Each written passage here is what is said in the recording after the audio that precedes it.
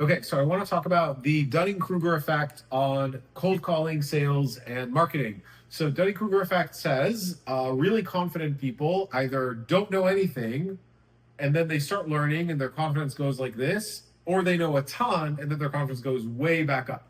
So in sales, it's the exact same thing. Like when you have the really good callers, when you have really good salespeople, they either know just enough or they know way too much. So a big challenge with calling and a big challenge also with your own business and creating content and talking to people is you have to learn how to dumb yourself down. It is possible to start learning so much. You see this so often with sales teams where they start really researching and Googling the offer and asking detailed questions. They always close less.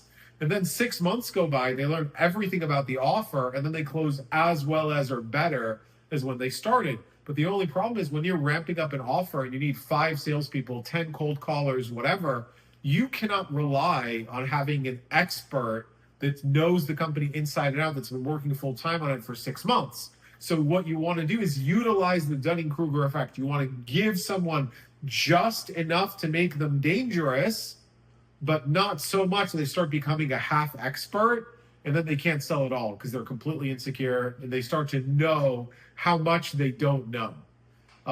So this is what you want to build into your process. I remember I was reading a Murakami book, and there's 2 characters talking about Bob Dylan. And there's a description where they both love Bob Dylan. So the one character really knows Bob Dylan, the other character really knows Bob Dylan. The one character goes to the other character, he's like a boy looking outside the window watching the rain.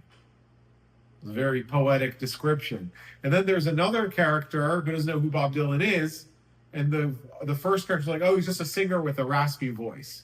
So they're both true and they will both work. So you either know next to nothing about the offer. Like one of the things we tell clients is anything you want them to know, make sure it's in the client brief, like a 10-minute detailed summary about the company or the FAQ questions.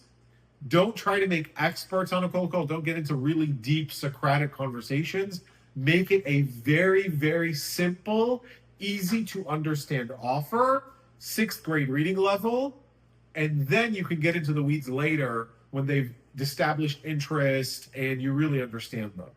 So anyway, hope that was helpful. Have a great day. Happy Mother's Day weekend. I'll talk to you guys later.